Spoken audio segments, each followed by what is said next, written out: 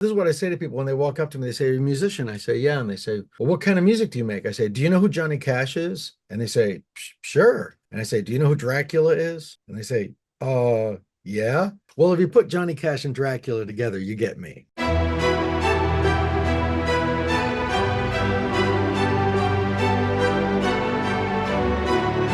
So to start out, can I get a basic introduction on how you would summarize who you are, your work up to this point, um, to distill the Dark Lord Voltaire into a little brief introduction? Oh, wow. My name's Aurelio Voltaire, and I guess I'm an artist, to put it very vaguely. I started my career as a stop motion animator.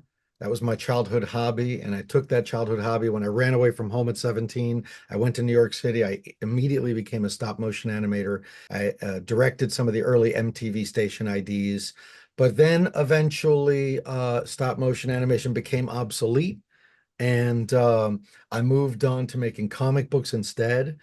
So I wrote and drew creator-owned comic books, and had several different published titles. And then at some point in the mid 90s, I learned to play the guitar, and I jumped up on stage and started singing these sort of whimsical, dark ditties that sort of took off. I got signed to a record label. And for the next almost 30 years, I have primarily been a touring musician who specializes in music that is very often simultaneously dark and whimsical, or lighthearted and spooky at the same time.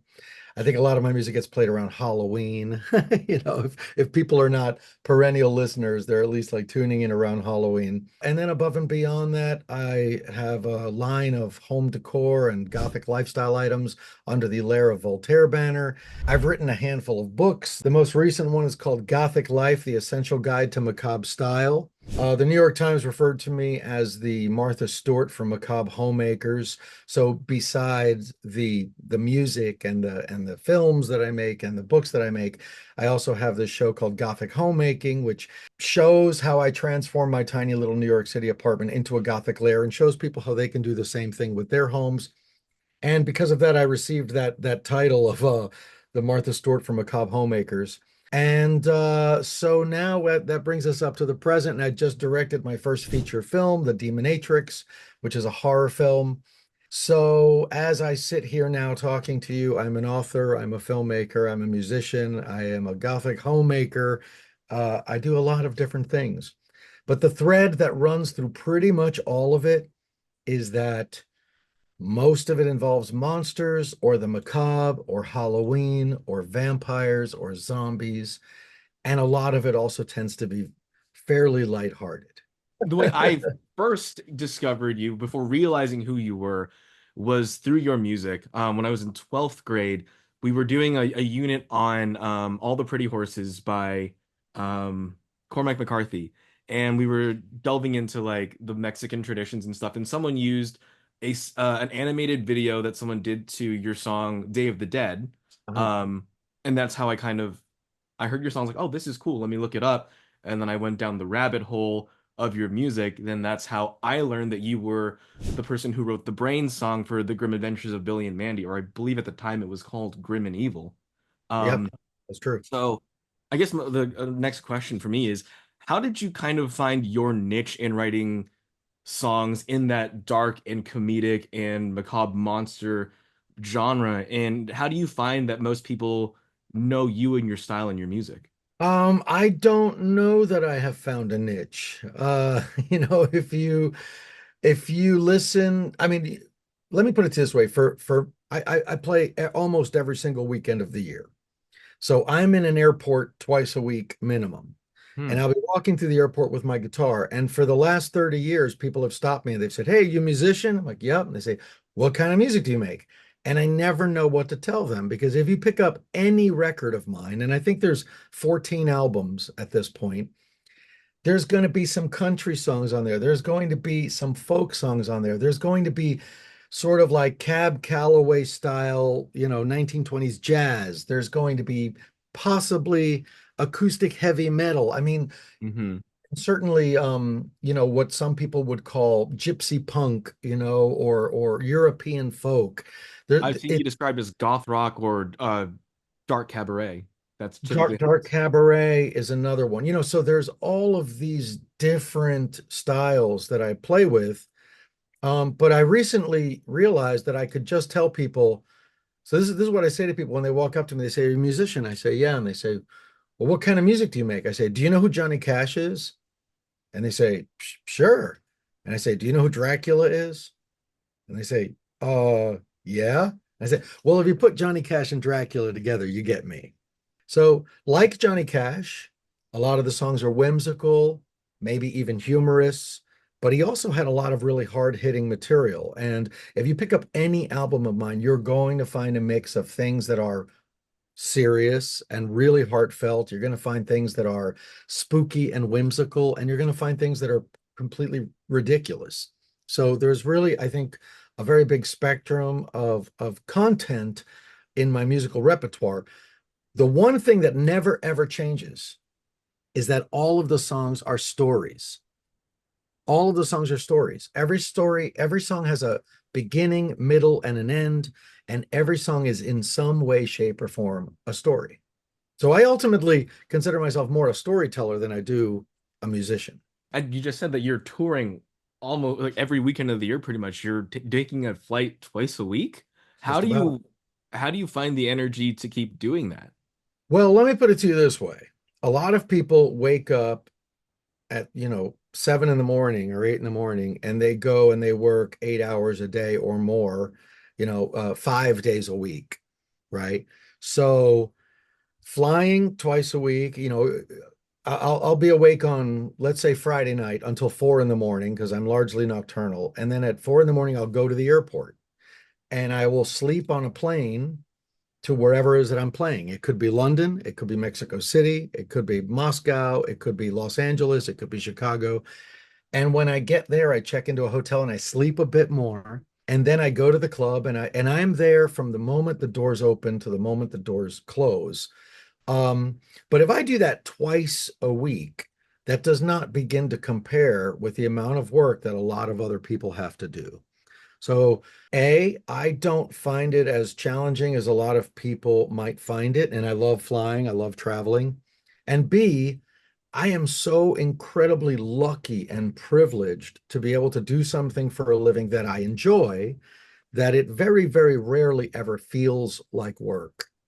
And I never, never lose sight of how lucky I am. And so I really, really appreciate the people who come out to the shows. That's why I'm there from the minute the doors open to the minute the doors close. While a lot of musicians will hide backstage the entire time and have a party with their friends, I I run my own merch booth. And people ask me all the time, they say, "Voltaire, what are you doing at your own merch booth? Why don't you get someone to sell this stuff for you?" I say, this is the way that I get to see the people who bought a ticket and came out. I get to look at them in the eye, say, "Thank you for coming. I hope you enjoy the show." And in its most basic form, it is good customer service. But you know, when I'm not performing, I'm doing all of those other things that I mentioned. So I'm either working on a novel or I'm drawing designs for some new merchandise or I'm making a film. So there's a lot of other things that I do, but I'm a workaholic. So working, quite frankly, makes me very happy. And the fact that it gets to be things that I want to do makes me extremely appreciative. Yeah, I heard that you work your own merch booth when I I was do. kind of looking into you because I was trying to see you last year, it just didn't work out. I thought they meant like you come out at the end, but when Mm-mm. I went to go see you at Bar Sinister in LA, I walk in and you're right there. I'm like, oh my God. And you're like, oh, I know that way. I'm like, okay, I'm sorry, which was fun. Yeah, yeah. I'm telling you, I think that most musicians have it wrong. Most musicians, most artists in general have it backwards. The minute they have a little bit of fame or a little bit of notoriety, a little bit of success, they start drinking their own Kool-Aid. They think like, I'm I'm wonderful and I'm amazing and people worship me. So I'm kind of like a god and these are sort of my Mhm. subjects. And nothing could be further from the truth. You are in debt to the people.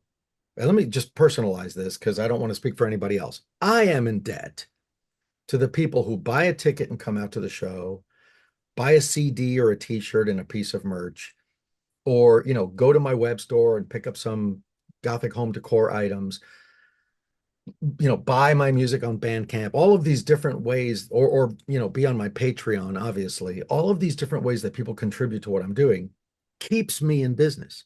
And it keeps me living this incredibly privileged life of an artist where I wake up every day at the crack of 4 p.m. and I get to work on whatever it is that I'm passionate about, Hmm. whether it's a comic book or whether it's a film or a song or a book, and more than likely all of the above. So tell me about the current tour that you're on and how it's been going so far, and how does it compare maybe, or any great memories you've had compared to some other tours you've had in the past 30 years that you've been doing this? Well, this tour this year is called the Halloween Forever Tour. And it's really funny because it's only until recently that I started kind of like theming the tours, and I really kind of started last year with the King of Villains tour. And I realized that despite the fact that I was performing every single weekend of the year somewhere, so like if you look at my tour schedule for 2002, for instance, there was probably 45 dates on it. So there's 52 weeks in a year. So if you do a little math, there was like 10 weekends where I was either working on something else and didn't tour, or I took a month off to go sit in a jungle and decompress or something. And every other weekend of that year, I was getting on a plane, I was going somewhere and performing. But what I eventually found was that these shows seemed very random to people. And I realized that I have an opportunity to communicate a very particular message when I go on tour. And last year, when I went on the King of Villains tour, I specifically wanted to compile the songs that people know me for that happen to be villain songs. So Brains from The Grim Adventures of Billy and Mandy, where I played a tentacled creature from outer space that eats people's brains. I did that one. I did The Night, of course, which has 55 million views on YouTube presently, thanks to a fan animated video by a very talented animator by the name of Daria Cohen. So that's another song that When You're Evil, of course, is like the anthem of villains. And at the time, I just released my album Black Labyrinth, which was a 22 song musical, sort of like a spiritual sequel to the film Labyrinth. I wrote it as a tribute to David Bowie, and I recorded it with 15 members of David Bowie's band. And the villain song, because it is a musical, so there is a villain, and the villain song is called The King of Villains. So I was doing that song. So I really kind of went out there and I did all of these villain songs, and it really helped me to communicate this message that there are so many of us who live this macabre lifestyle, inspired by things that are really largely innocuous, like Disney villains, for instance. Like none of us are modeling ourselves after real villains from real life. But the this Gothic lifestyle is something that the love of the macabre, the love of monsters, the love of Halloween. This is something that brings so much joy into my life. But people who are not familiar with the Gothic lifestyle might look at people like me and go like, "Oh, that's evil. That's weird. What's that all about?" So the King of Villains tour was really this great opportunity to be able to go out there and sing these songs and really communicate to people that this love of the macabre, this love of Disney villains, for instance, and other cartoon villains, is really harmless and it's fun and it's not hurting anyone. And if it brings somebody joy, then maybe you can just leave them alone. Maybe you don't have to chase them down with pitchforks and torches. And then this year, I really this year, well, in very recent history, I discovered that my music is listened to by a great many people around Halloween, and then they don't listen the whole rest of the year. And a lot of artists would be really offended if they knew that a large, like, my numbers practically double the month of October on Spotify and places like that. And a lot of artists would be offended if they knew that a large majority of their audience like doesn't even think about them till Halloween. But I love Halloween so much that I couldn't be more delighted to be associated with Halloween. So I was like, this year I'm going to really lean into that, and I'm going to go out there and I'm going to bring Halloween vibes to everywhere I play. And let me tell you, this tour started in April. Oh So my I gosh. was doing this Halloween show, a show of Halloween songs like in Phoenix, Arizona, when it was 120 degrees. Oh dear Lord. So Halloween is so much, a lifestyle, and it has become a lifestyle. There's so many people who, for whom every day is Halloween, that I really thought that I could just like bring that Halloween flavor to every show, Yeah. every date on the tour. And now, of course, as we're getting closer and closer to Halloween, it's a little less ironic, Hmm. because now it just seems like really well timed. But people were really, really happy to come out and hear some Halloween songs. And of course, they're peppered in with all of my other villain songs and a lot of the other songs that I'm known for. If you walk through a Spirit Halloween presently, you're going to hear my song Raised by Bats, you know, that's Yeah. on the official playlist. And so, Halloween has become such a huge part of my life. And I just really wanted to go out there and share that with the world. It's a very celebratory time of year, and like with people playing you constantly during Halloween, I mean, it's like it's a reliable source of fans and growth for you, and it's just a generally joyous time of year. But what eventually led you to that realization that, oh, people are listening to me more during Halloween? How did Oh, you? I mean, that was so easy to realize because I stumbled upon that fact.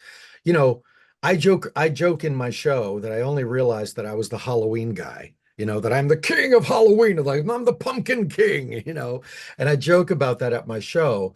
But the truth of the matter is that I really only recently, while looking at my numbers on Spotify in particular, I was like, wow, these, like my base numbers, like if you look at my Spotify in January, there might be 150,000 monthly listeners. And then when you get to October, it's like 250,000. It's like this Hmm. whole other Yeah. huge amount of people that come out of the woodwork. And like I said, I love that. I think that's great. Everything that I love, or I should say, a great majority of the things that I love are monster oriented. They're horror oriented, they're vampire oriented, they're Halloween oriented. So if people look at me on the street and think that I'm a vampire, or they think that I have something to do with the macabre, if they look at me and they're like, there goes a young Vincent Price, all of those things are a compliment to me. Hmm. All of those things are things that make me feel like I've really, become the person I've always wanted to be. And so if there's an extra 100,000 people who suddenly start listening to my music the month of October, and then they all, like fly away like bats on November 1st, that's okay too. If I'm bringing joy to those people for the course of a month, and it brings a smile to their face to hear songs like Brains or Land of the Dead or Day of the Dead or Raised by Bats or When You're Evil, I just think it's fantastic. And so I embrace it. I embrace it. I think it's wonderful. Now you mentioned that you have a huge variety of styles and influences for your music. Like you've done country music, you've done songs about Star Wars, you've done songs about Star Trek, you've done songs about every monster in between. Where do you keep coming up with new ideas and new stories and learning how to or figuring out new styles you want to incorporate into your albums and your work? I do a tremendous amount of market research. I'm kidding, Matt.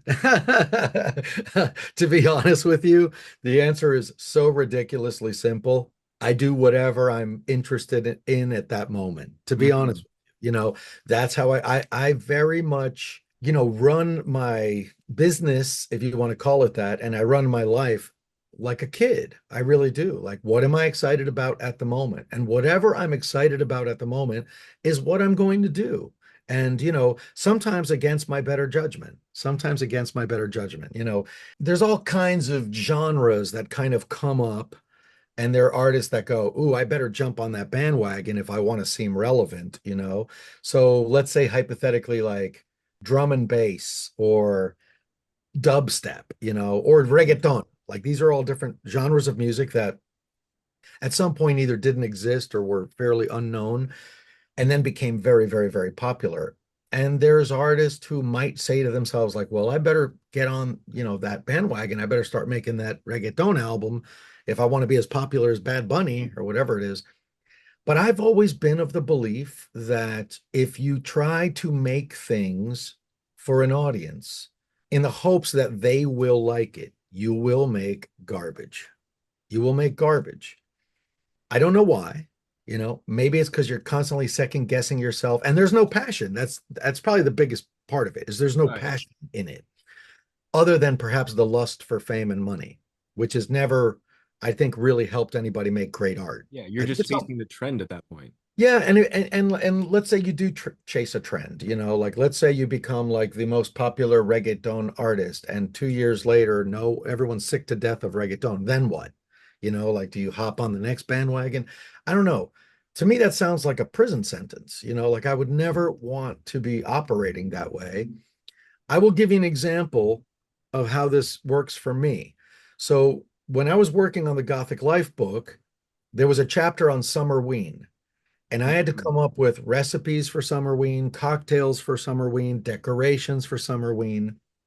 And then at some point, while I describe how to plan a Summerween party, I had to really think to myself, pretty much for the very first time ever, like, what kind of playlist would I play at a Summerween party? And it occurred to me that if there was music that involved monsters but was summery in some way, that might be the perfect choice. And it hit me that all of the monster themed surf music that I've kind of like loved throughout the years, but never really put together into one playlist might just be that genre, Hmm. right? So I sit down with Spotify and I start putting together all of these, like the Monsters theme is a surf rock song. Right. And all of these, like Monster Mash and just all of these kinds of songs that, songs by the Cramps, for instance, like all of these bands that have this kind of surf rock flavor. And then I went down a rabbit hole. And before I knew it, I discovered 100 more songs that I'd never heard of before that were like surf rock songs about the werewolf, surf rock songs about Dracula. And I just fell in love with this stuff. So much so that it started seeping into my psyche. And now I am sort of writing a Summerween surf album, Ooh.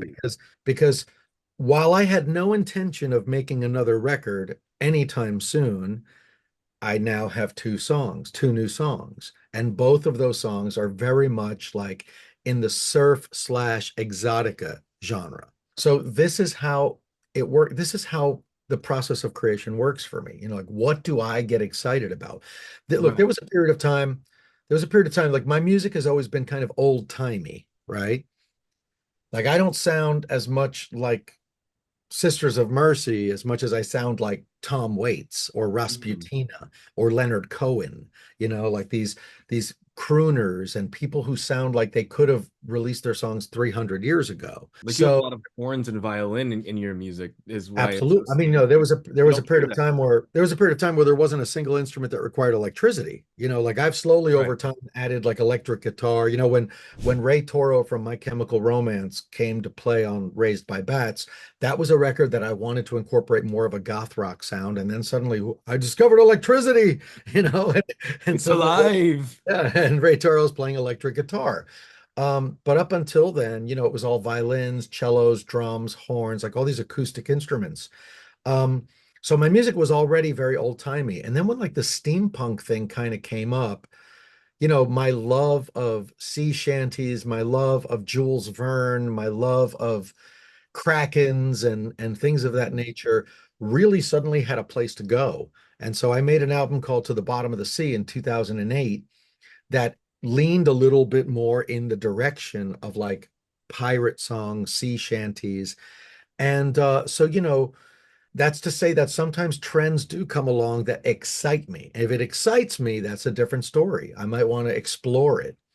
Okay. But you can never, ever, ever write for the audience. You really have to write for yourself.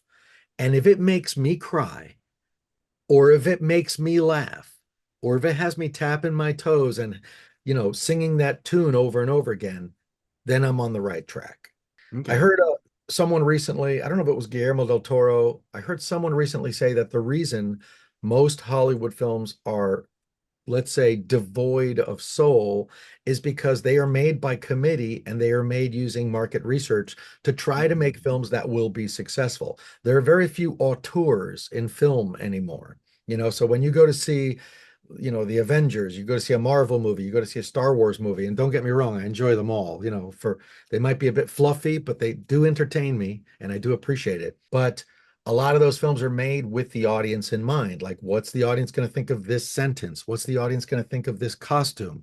How many toys will we be able to sell? Should we add seven more vehicles? Oh Should God. Thor change his costume three more times? So these films are made uh, 1,000,000% with the audience in mind. Is Right. that good or bad?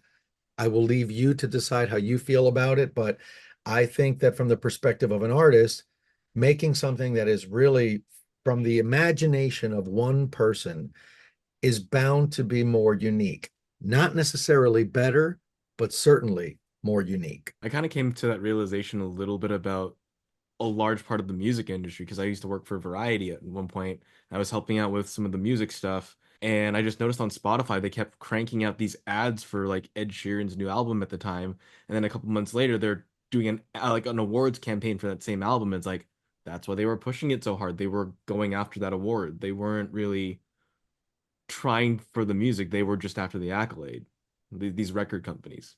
I mean, record companies are not in it to make art. Yeah, they're I it's a don't want to business. crush anybody's soul here, but record companies are companies. Right. They are in the business of making money. So it behooves them to make money however they can. Hmm. On the other hand, recording artists are very often people who have an idea and they have a vision, and if you are on a major record label, which I never have been, you are sort of what's the word I'm looking for?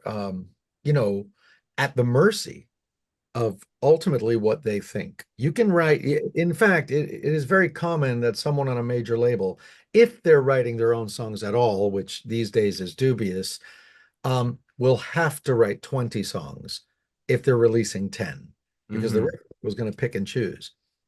I write however many songs I've written, and I put those on a disc and I send them out into the world. Whether or not people like them is up to the audience. But Right. it's up to me and the audience. That's it.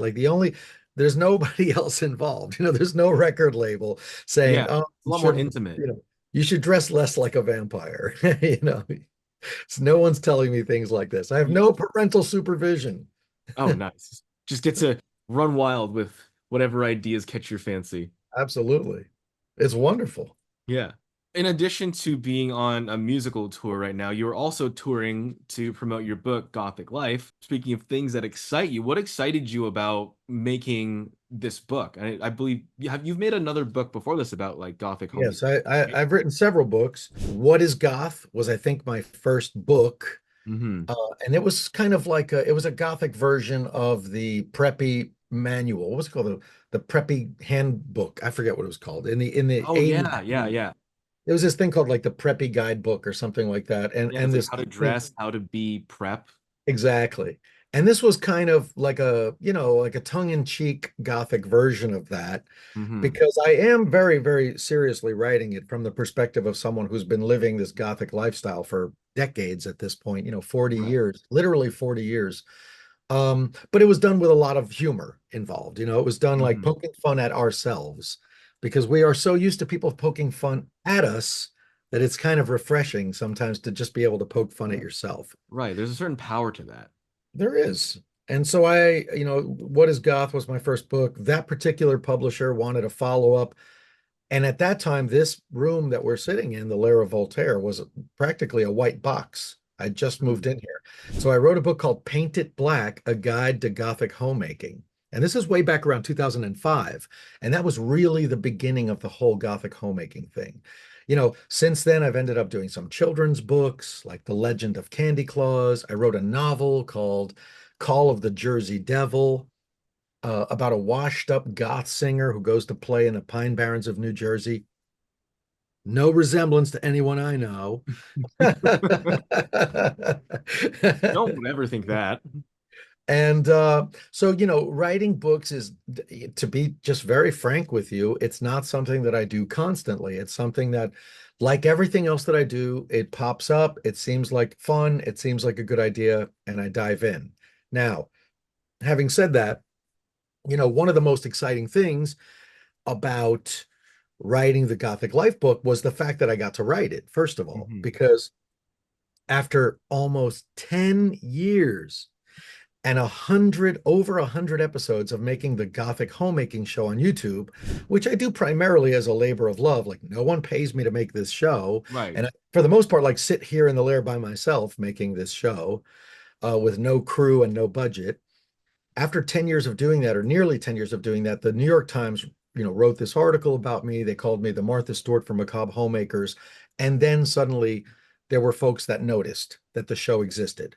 So Hmm. I can't begin to tell you what a great feeling that is to feel like in some small way, 10 years worth of work paid off in that, like, the New York Times is a big deal. So for them Oh, to even notice absolutely. that I exist was super exciting. That was super exciting. And Right. it led to this book deal. And then, oh my God, it was a year and a half worth of work. Like I think I put 3 to 4 years worth of Gothic homemaking episodes and content into this one book. All, Hmm. primarily new things, new ideas, new designs, new recipes. So it was hugely labor intensive. And ultimately, I think, other than the fact that being invited to do this was such a thrill for me. I would say that the most exciting thing about this book is how beautiful the photographs are. Oh, yeah, So definitely. having like built all of these things and having been decorating my home for Like I just 10 opened up to years this now. page. It's like it's so gorgeous. Yeah, I mean, the photos in it are so great. There's this a photographer by the name of Roberto Beltran who came up from Mexico City and he photographed the whole book in about 2 weeks. Hmm. And so, he and I and his assistant Alejandra were in this tiny, tiny studio apartment all hours of the night for about 2 weeks, making it look like Christmas in here and then tearing it all down and making it look like Halloween and then tearing it all down. And then Hmm. shooting my Gothic kitchen and shooting my Gothic bathroom. And it was very satisfying after 10 years of collecting all of these trinkets. This place is just completely full of all kinds of weird little, Yeah. Halloween decorations and trinkets and Gothic home decor to be able to finally photograph it. And his photographs are unbelievable. And not to diminish my work on this book, but I tell you, if there were no words in this book at all, it would still be such a beautiful thing to own because that's how beautiful the photography is in this thing. So How yeah, did you decide what you were going to distill from those, like you said, 3 or 4 years of your work of putting the Gothic homemaking show? How did you decide what was worth and what made the cut for your book? Because that's that's so. actually, I yeah, mean, it's a you funny definitely have to story. have. It's like choosing your own, like out of your children, like which is good enough to display. Well, first of all, you have to understand something. When Quarto, the publisher, approached me, they specifically told me, like, we want this to be new stuff. Like, you Okay. can't just photograph everything that you've made in the last 10 years. Like, you need to come up with things that your audience hasn't seen yet, which makes a lot of sense. So we had somehow come up with the proportion of 80% stuff that no one's ever seen, and maybe pepper in like 20% of the very best of existing Gothic homemaking projects. Right. The funny thing is that I don't think in terms of let me write this huge list of projects and then I'll make them over the course of a year and a half. As you probably have already sensed from talking to me, I am very much a creature of inspiration. I have very, very much have like a childlike way of approaching these things. And I get Yeah. excited about something and then I want to make it, right? So I first said to them, they sent me this letter where they were like, we need you to write an outline and you need to write a list of all of the like all the cocktail recipes that you're going to make, all of the food recipes you're going to make, and more importantly, all of the dark DIY projects you're going to make. And I Hmm. wrote back to them, okay, I understand how many of these things you need, and it's a huge amount of work, but I'm just going to make them as I get inspired. So, like, as I think of a project, I'll go, okay, that's a good idea, and I'll make it. And they were like, yeah, no, it does not work that way. So, for the very first time in my life, had to come up with the concepts for all of these things that I was going to make before I ever made them. Mm-hmm. So it was a lot like, writing checks without knowing if there was any money in the bank. Because I had ideas for things. I was, like for the Summerween chapter, I made these vampire vulture flamingos, right? So like I took like the lawn flamingo, and like I've seen people turn them into vultures. That's kind of like, pretty obvious. If I was going to turn a flamingo into something gothic, vulture would be the first thing that would come to mind. But I wanted to take a step further. I want to make them into vampire vultures. So I'm writing the names of all of these projects of things I'm going to make, the great majority of which I have no reason to believe are going to work. So let me tell you that it was making that book was 50% surprises and 50% crying. Okay. I don't know how I'm going to make this project that I promised I was going to make. Uh-huh. So I don't love working that way. It was not an ideal situation for me to have to come up like first with the ideas and then get inspired and make them later. It usually works the other way around for me. Mm-hmm. Um, but it got done. It got done. And I still have my hair, which is really shocking because Not I all was completely gray. I was pulling a lot of it out. How does a book tour compare to doing a music tour for you? And what is it like for you doing them both at the same time? Well, to be fair, I'm not really on a book tour. However, Okay. when you came to the show in Los Angeles, I happened to have a signing the next day Oh, okay. at Dark Delicacies, which is why you might believe that there's like a full-fledged book tour in the works. There is not. Okay. What happened was that if I was not a musician, let me put it this way, if I was not a musician, if I was solely an author, I would have had to have done a book tour. And Mm-hmm. that would have meant like reaching out to bookstores around the country and saying, are you willing to order a bunch of these books? Can I come and sign them? Um, since I'm a musician, I don't necessarily have to do that because I am standing in front of a couple thousand people every weekend of the year. Right. So, And you you're know, at the merch table to sign it anyway. exactly. So I'm at the merch table. People bring their books that they ordered off of Amazon or that they bought at Barnes and Nobles, and I'm there to sign them. I Hmm. had a code there where they could order it, and I would give them a book plate, so it was as if I'd signed their book. And in some cases, like Dragon Con, I shipped some books in for that. So I was already in a situation where I was going to be in front of a lot of people nearly every weekend of the year. It just so happened that Dark Delicacies reached out to me when they saw that I was playing in Los Angeles. They said, "Hey, do you want to come do a book signing here?" And it was great. It was fantastic. We sold out of all the books. Yeah. People were really, really happy, and it was lovely. Had I known that the book signings would go so well, I think I would have scheduled one for every weekend of the tour. Like when I was playing in Chicago, I would have done one in Chicago. When I was playing in Orlando, I would have done one in Orlando. But you learn that you're never too old to learn. And I'm 57 years old and I'm still learning things. Okay. But now I know the next time I have a book coming out, if I have a musical tour at the same time, which is always likely because Mm-hmm. I'm almost always touring, then I Yeah. would absolutely schedule like in LA, I would have the show on, Saturday night and the signing the next day somewhere at a bookstore on Sunday. I thought that worked out really, really lovely. What has it been like for you in this 10 years of creating your YouTube channel and curating the kind of the places that you're visiting and showing the Gothic lifestyle there, creating all these crafts and kind of exploring this DIY lifestyle? Because I've noticed that DIY is becoming very popular in recent years with a lot of like as Comic Cons and cosplay have become more acceptable and more mainstream. I've noticed like people are a lot craftier and building things in like creating social media accounts for that, or like you with your YouTube channel or TikTok or whatever. Well, being someone who's been doing it for about 10 years, especially like the Halloween home decor hunting, Hmm. where 10 years ago or however long ago it was when I first started going to the stores and showing people like, what Michaels is offering for Halloween, what Joanne is fabric is offering for Halloween, and giving people, a peek into, because I don't just go and show them what they have. I kind of curate it. I'm like, hey, Right. this is the stuff that's going to look good in your house all year long and it's not going to scream Yeah. like Halloween decoration, you know? And so when I first started doing that, there were very, very, very few people, maybe three people on YouTube doing it. And Hmm. you're correct that it's become very, very popular. So now, as there are dozens or scores or maybe even hundreds of people basically copying that model, and they go out and they show everybody what's being sold, at Halloween at Michael's.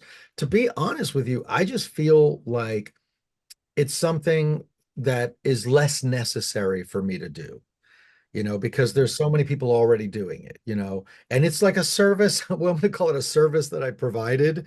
And I feel like it's less necessary for me to provide that service because there's other people filling that need, which allows me to spend more time creating things, which is a Right. little bit, it requires a completely different skill set. To a certain degree, it's pretty easy to say, hey, everybody, jump in my car with me.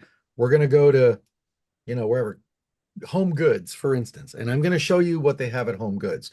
It requires a completely different skill set to be able to say, well, like the table that we're having this conversation right now. My computer's sitting on a table called the Haunted Library End Table, which is one of my projects from Gothic homemaking. I've watched that video.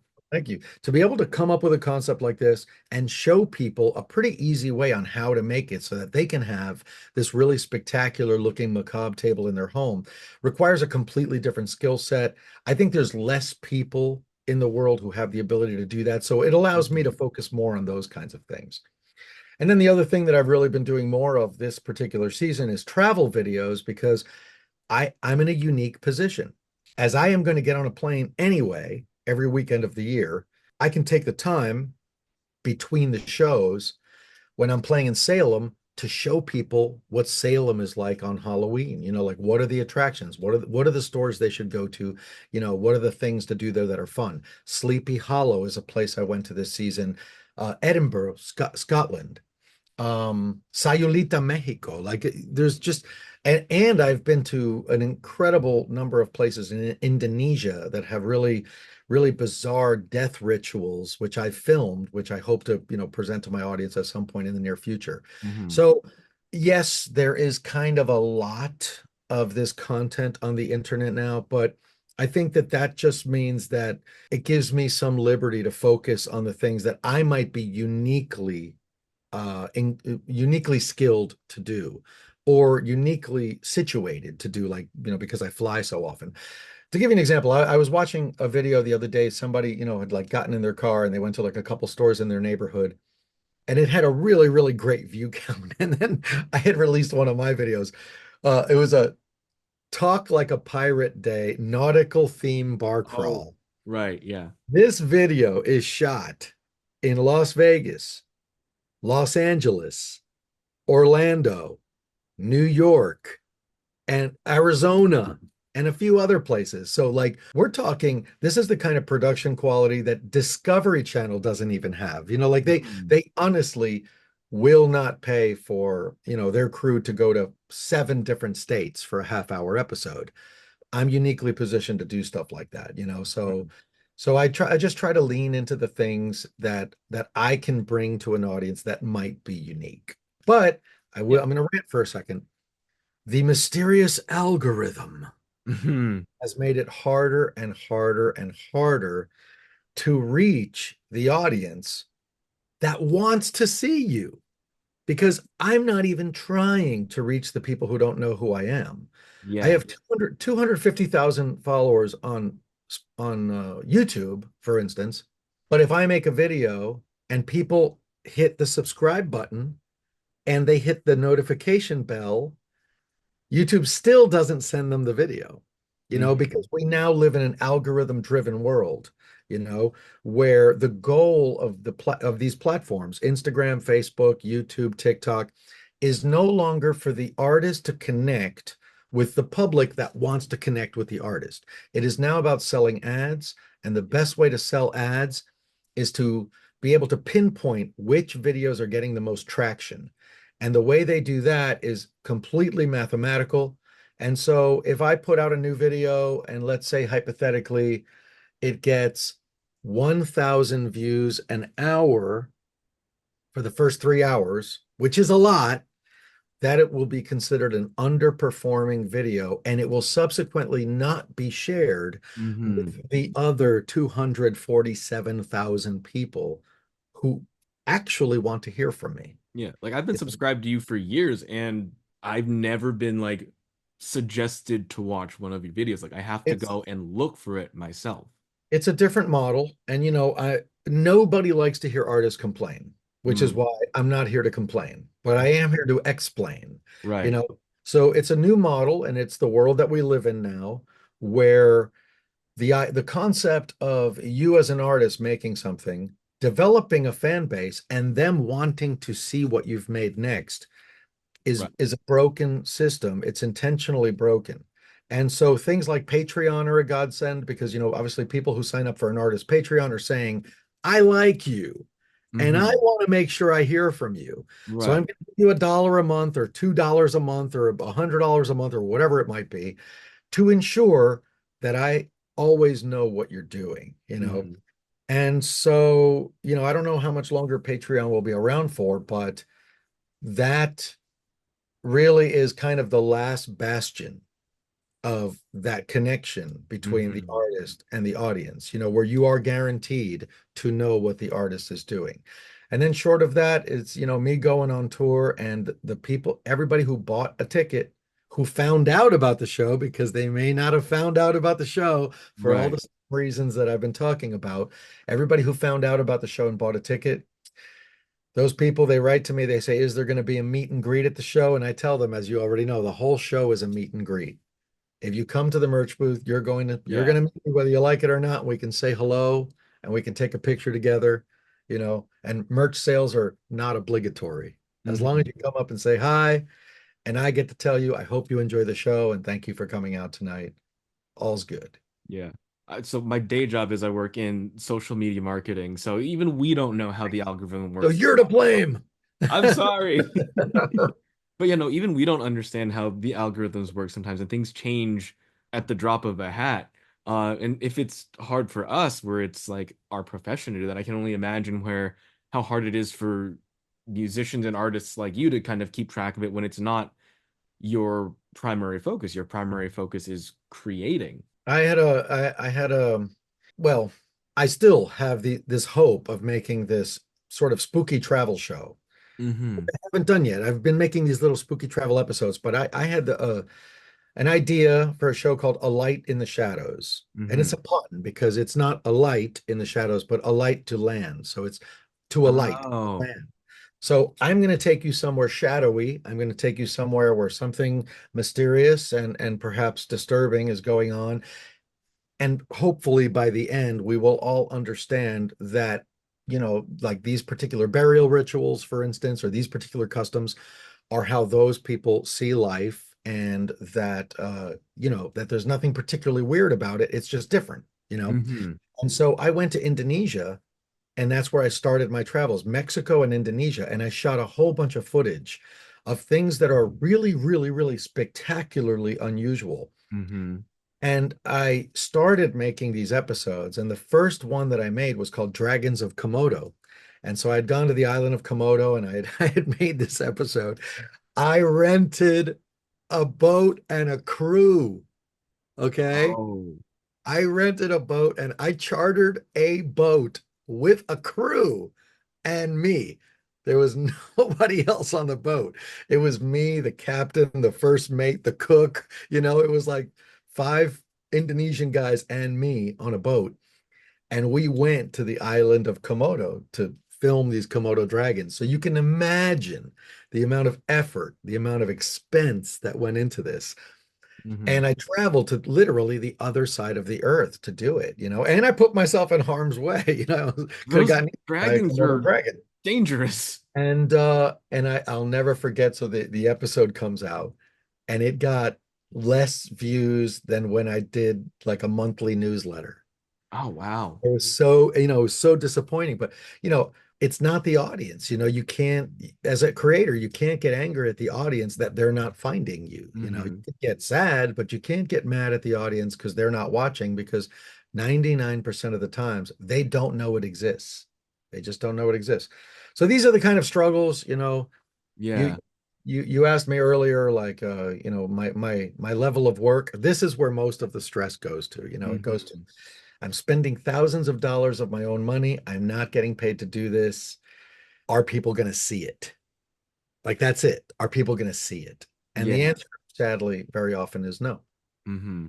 But that's it. I'm done ranting. No more. No more ranting. I mean, speaking of your travel show, I saw the Haunted Burbank episode, so I'm going to be doing that, kind of following your steps through that in a couple Oh, cool. weeks. So that'll be a lot of fun. And speaking of your travel thing, before we head back to just one a question about the crafting again, is how do you kind of keep something like that from becoming kind of colonizery or like you are exploiting another culture, because there's people who are able to do these travel shows, like I think of Anthony Bourdain, where they're incredibly respectful, Mhm. and then there's other people where they give you big colonizer energy, where it's like, I've discovered this thing that it's existed and people have been conscious of it for thousands of years, but all of a sudden you with the camera have discovered it. So how do you kind of what do you think is the balance between exploring something new and sharing it and then kind of claiming it as something? Well, I think you've already answered the question, and it really is in a matter of perspective,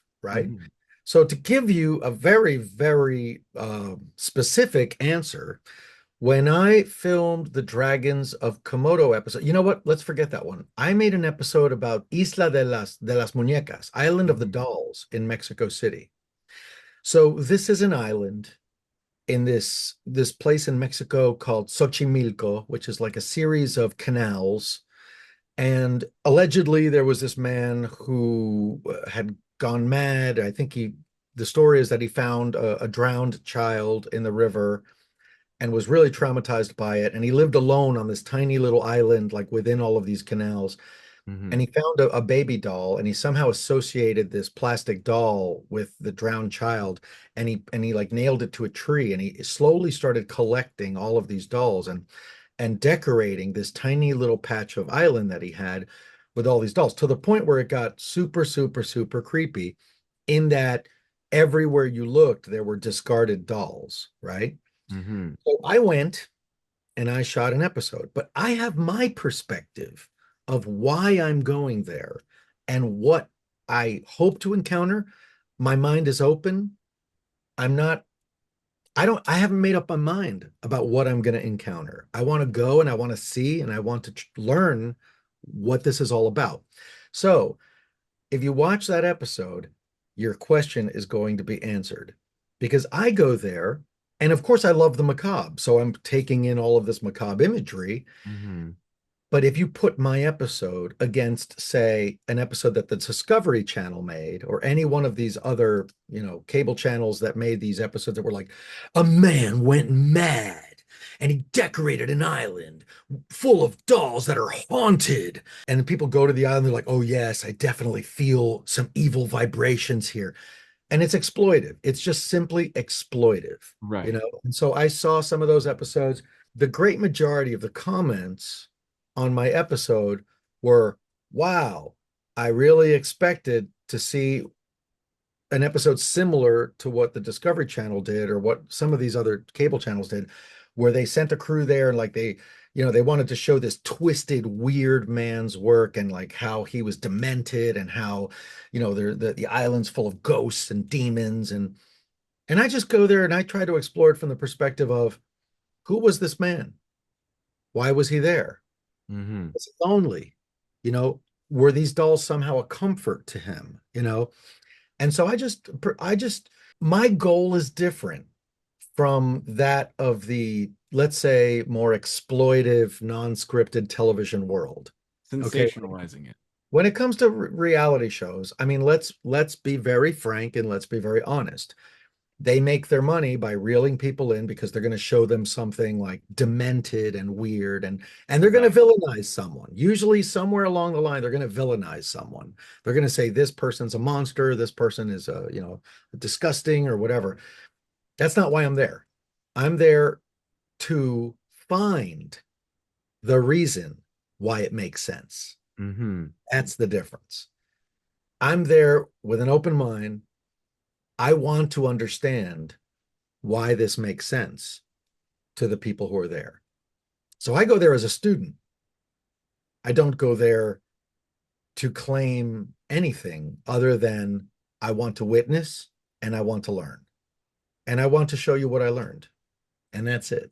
And I think that's the difference. Kind of goes back to what I was going to ask you about crafting is the way I think your perspective on crafting from reading your book is very different than other crafting things I've seen online, where I feel like, at least from my perspective, reading your book is that it's a lot more accessible, it seems, and it's a lot easier to do, and the steps and recipes are easier to follow. Where I look online sometimes and people are having all this like crafting foam and these this really expensive equipment where seems so the barrier to entry seems a lot higher.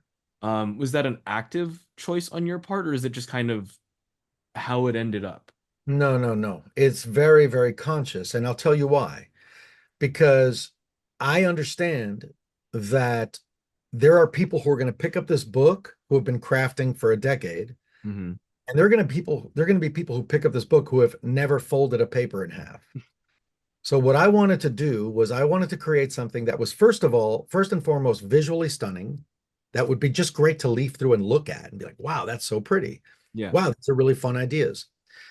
And then I wanted to make sure that there were projects in there that somebody could look at and go, I could do that. And other projects that were a little bit more challenging for those who are more experienced to be able to sink their teeth into. Hmm. So I approached this book from the DIY perspective of making sure that there was something for everyone. And I truly, truly dislike the concept of gatekeeping. And I find it very ironic that especially in the Gothic world, where so many of us who found our way to this culture did so because we were bullied or we were Hmm. made fun of for being literate, for being creative, you know, for liking monsters, for liking the wrong things, for being nerds, whatever. If you've experienced bullying, how could you bring yourself to bully other people? So I really, really dislike this concept of like, this isn't for you. So the very first objective, above and beyond creating a book that was visually stunning, was making sure that everybody who picked it up saw themselves in the book. I wanted to make sure it was welcoming. I wanted to make sure that people understood that it doesn't matter where you come from. It doesn't matter how old you are. It doesn't matter the color of your skin, your age, whether you're thick, you're thin, you're religious or an atheist. None of that matters. If you like the macabre and if you like to make spooky food, spooky drinks, and spooky crafts, you're going to have fun with this book, you Hmm. know? And I really, and it was funny because when I turned in my manuscript, the editors, at the publishing company were like, whoosh. And I was like, what's going on? They were like, oh my God, we really wanted to make sure you knew that this should be an inclusive book, that this should be a welcoming book, that this should be a friendly book. And like, we didn't have to say anything to you. You Hmm. know, it's just you automatically get that sense, from like the initial welcoming letter to the different Gothic icons that I choose as sort of like style icons, that really span every age, every gender, every race, Yeah. like this is a book, this is a lifestyle that is for everyone. It has brought so much joy to my life to be able to dress like a Disney villain and to decorate my home as if it's Dracula's castle. And if that's what you're into, I want you to feel that joy too. And I Hmm. don't want anyone to feel like, oh, well, I'm not allowed to, because I'm not, I don't know, because I'm not pasty and I don't look low on blood, like Right. whatever the stereotype somebody might have in their mind of who the Gothic lifestyle is for. I want to dispel that immediately. And so I really, really made that a point in the book to make sure that from the moment you crack open the book and you start to read, you feel like a friend is talking to you and they're welcoming you to a party in which you are most definitely invited. Like there's I have cookbooks with things that are like really inaccessible, like really exotic ingredients that I would never be able to find. And it's like, it looks pretty, but I'll never be able to make it. But I'm flipping through your book. It's like, wait, I can totally do that. Or like, I have access to that. Or like costumes I've wanted to make in the past. Like, I don't know how to use molding foam, but like things in your book, oh, I have access to like poster board. I can make something like that. Well, there are a couple of projects in the book where you need to split an atom, and that one's a little Hmm. bit more complicated. I'm Okay. joking. I'm And joking. I'll go to New Mexico when I'm doing those Right, right. those ones. Gotta find an atom splitter somewhere.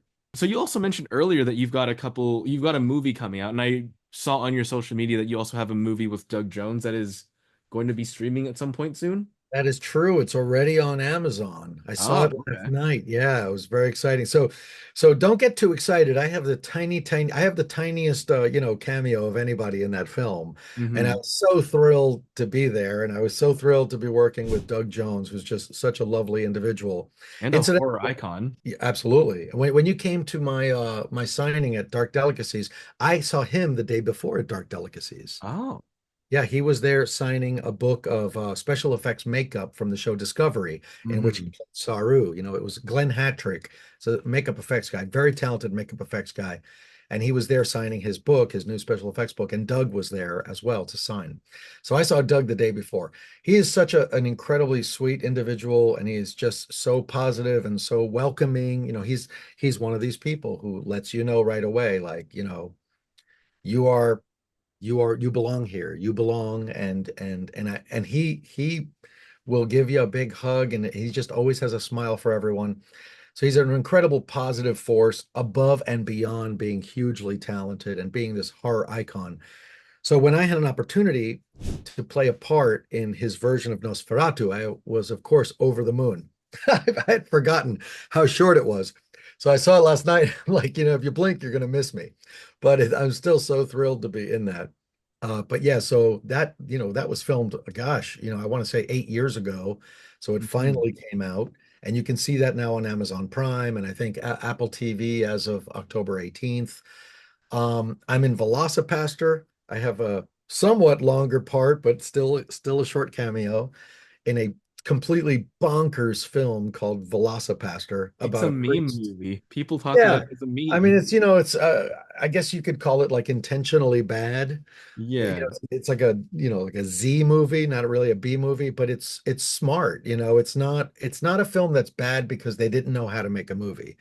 They really went out to try to make this kind of like, grindhouse B movie. It's very self-aware, you would It's say. very self-aware and it's very clever and it's very smart. And I have a little part in that. But my first starring role in a horror film will be The Demonatrix, which I also directed. It's also my directorial debut, making a horror feature film. Yeah, But tell we're me going more to about be a that. while 'Cause before you see that. you got started with stop motion animation. So what was it like for you moving into more live action things, and what was your experience both directing and acting? That's a two-part answer. So I'm going to start with this part. I loved monsters as a child, like monsters were my first friends. I was Mhm. severely bullied at school. There was a lot of abuse at home. So watching the 4:30 movie where they showed horror films and I met Dracula on the 4:30 movie. I met the Wolfman, Frankenstein, King Kong, Godzilla, Gamera, Biolante, like all of these monsters were my first friends. And when I saw the films of Ray Harryhausen, like Seventh Voyage of Sinbad, Jason and the Argonauts, I immediately knew I wanted to be a stop motion animator. So at the age of 10, I Mhm. got a Super 8 camera and I started making these films. And I honestly always thought I was going to grow up to be a monster movie maker, you know? But somehow, I ran away from home. I went to New York City. I became a stop motion animator, was very successful. But when stop motion kind of died and was taken over by computer animation, I found myself unemployed. And it was then that I learned to play guitar and, obviously Mhm. ended up becoming a musician instead. But one of the great lessons that I learned is that you can't really pave a road to your goal by doing something other than what your goal is. So I always thought that like making these stop motion films was going to lead somehow to making horror films. But the only thing I ended up making five, I think five stop motion shorts, and they were all narrated by singers. So I did one, and singers I admired. So I did Okay. one with Deborah Harry of Blondie. I did one with Richard Butler of the Psychedelic Furs. I did one with Gary Newman. I did one with Gerard Way of My Chemical Romance, and I Oh did one wow. narrated by Danny Elfman. Did one. The posters on my wall. All right, on. So yeah, I'm a big fan. So I made these short films. They won 35 film festival awards. They did very well. But what I didn't realize at the time was that this was never going to lead to making feature films unless they were stop motion feature films. Hmm. And by then, it was really kind of untenable to make stop motion feature films. So I ended up becoming a musician instead. So I've circled back around and I finally lived my dream of directing a live action horror film. And it's been a real thrill. Um, Doug Bradley, Pinhead from Hellraiser, is in the film. So directing my first film and acting as a lead in my first film, and working with this horror icon was really intense. And that was day Hmm. one.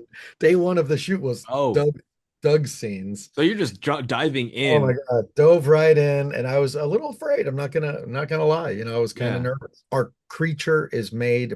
demon is made by Norman Cabrera, who made all of the Hellboy monsters for Guillermo del Toro's films, the Hellboy Ooh, films. okay. So we had an incredible creature effects, team, and our creature was played by Gothic legend Ogre from Skinny Puppy. And those who may not know Skinny Puppy might know him as Pavi from Repo the Genetic Opera. So, and how can I forget our leading lady who I play opposite against, who blew us away day after day after day, was Hannah Fearman, who you might know as the succubus from the original VHS. And she played the succubus in the spin-off of the first VHS called Siren. Incredibly talented. Her role, she's a dominatrix and she's ultimately very vulnerable by the end of this film. So there was so much range that she had to bring to the film.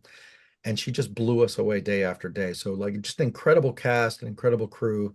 I co-directed it and co-acted in it with a very good friend of mine named Jeff Farrell, who helped me bring this concept to fruition. Hmm. And it was just a really, really great experience. But now I'm going to answer the other question you had. Don't ever direct a film where you're the lead. I'll probably do it again if I get a chance, but Uh-huh. I got to tell you, it's hard. It's hard. And the hardest part of it wasn't being in front of the camera. The hardest part of it would be after a 12-hour shoot day or a 14-hour shoot day, I'd go back to my hotel. I would have to think about what we were shooting the next day. I'd have to put on my director hat and think about what we were shooting the next day, how I wanted it to look, what angles I wanted to shoot from, what I really wanted to get out of that scene, what I wanted that scene to feel like, what message I wanted the audience to get from that scene.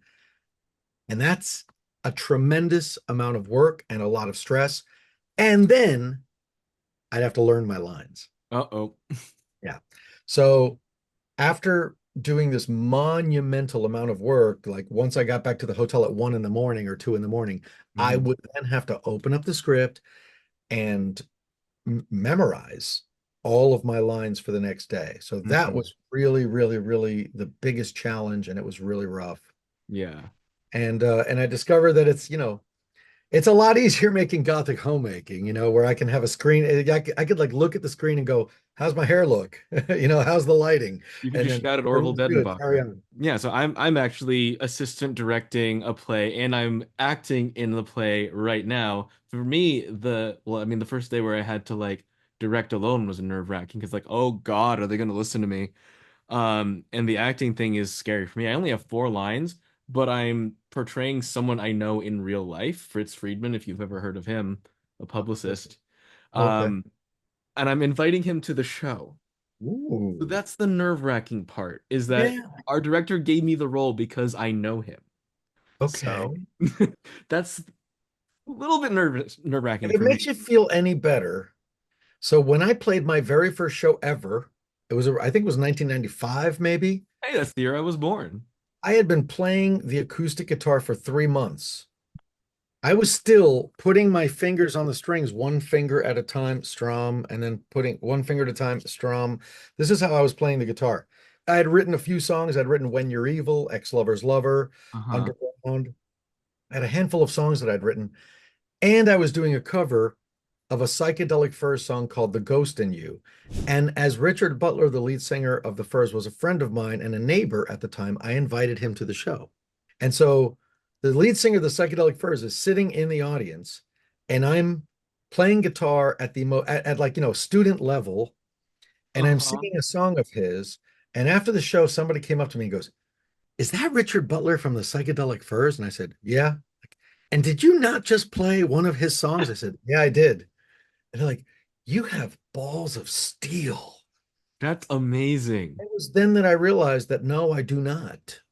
I'm just ignorant. I don't know to be afraid a lot of times. Uh-huh. You know, Okay. I just don't know to be afraid because I'm excited.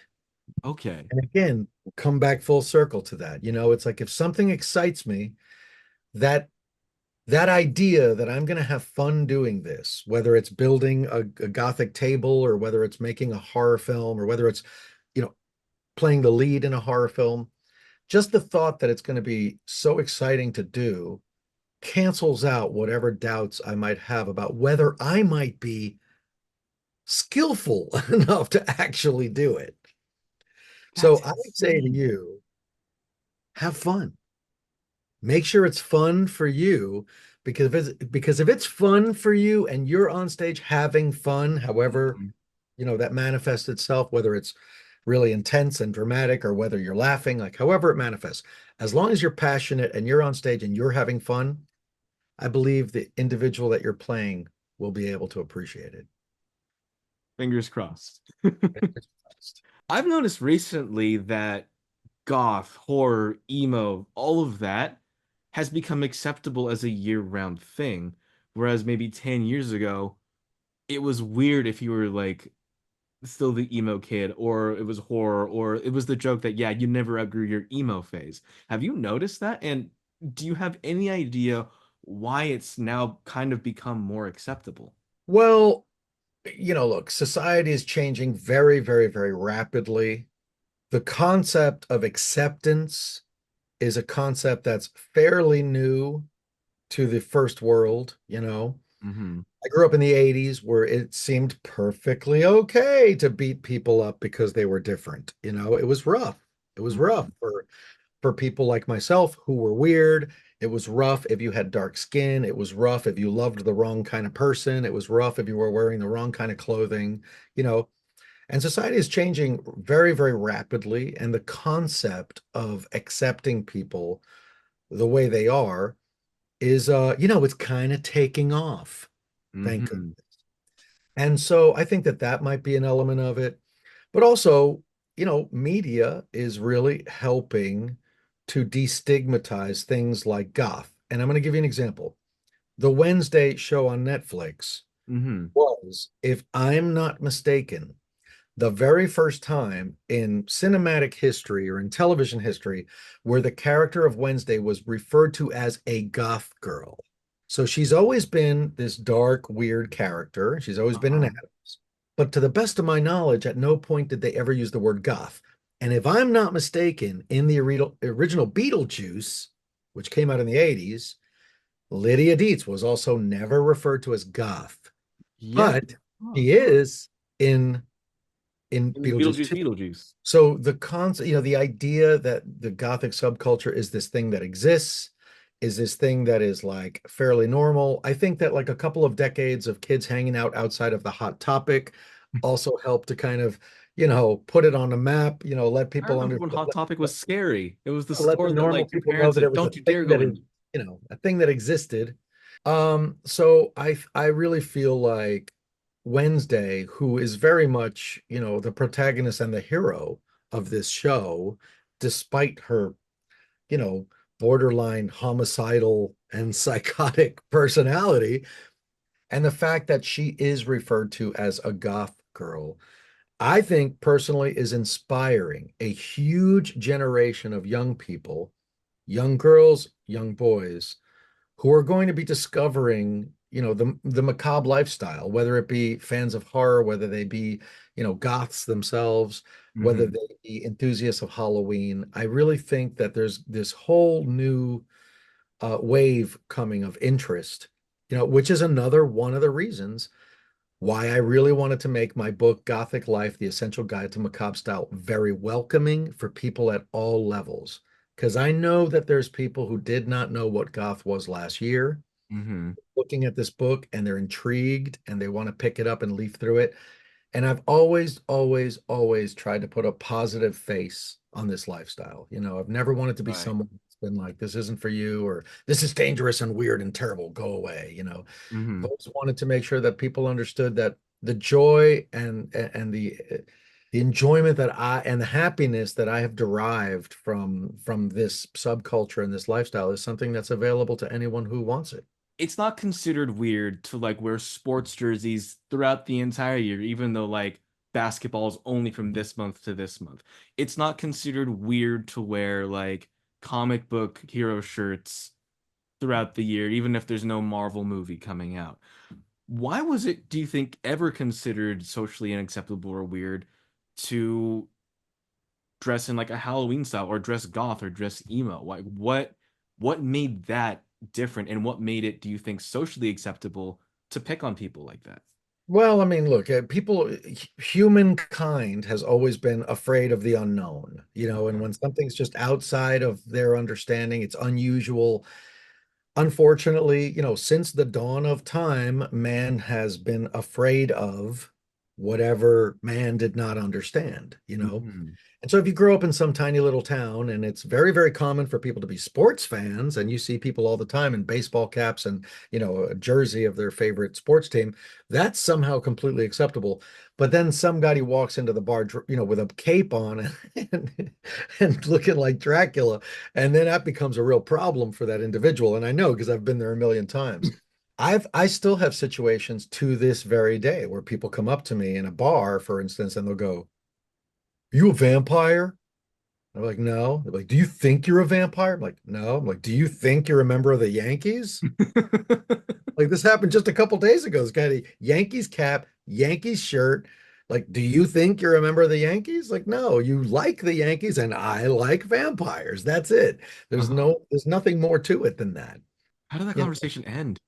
well, very often it doesn't end well. Uh-huh.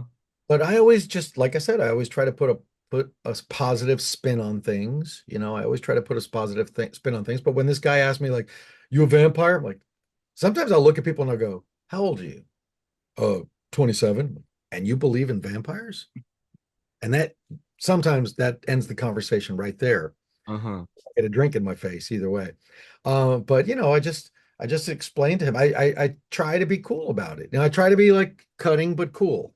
So in that particular case, he's like, he obviously wanted to cut me down. He wanted to make me look stupid. He wanted to make me feel stupid. And he wanted the Hmm. people around him to think he was awesome because he was making some weird guy feel like an idiot. But I just look, I try to take things at face value and I try not to get immediately angry at people because maybe they're ignorant. Maybe they just don't know. Maybe they're curious. Here's an opportunity for me to introduce them to something that maybe they just weren't aware of. So, like I Hmm. said, the guy said, are you a vampire? I said, no. He said, do you think you're a vampire? I said, no.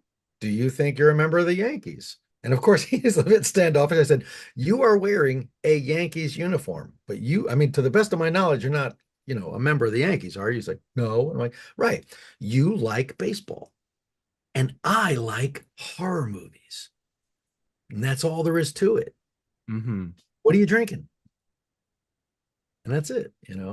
If there were many, many, many years where I was not as confident as I am today, and I would get very self-conscious, which would make me be very defensive, and it would end up being an unpleasant situation. So I try to advocate for myself. I try to stand up and let somebody know that I'm going to continue feeling good about who I am, and I'm happy to explain to them if they need some explanation as to, why I'm a man wearing eyeliner, and possibly eyeshadow and Because you and rock the look.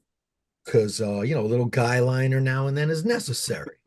But I just try to Yeah. keep it polite. I just try to keep it polite and more often than not, guys like that are looking for one of two reactions.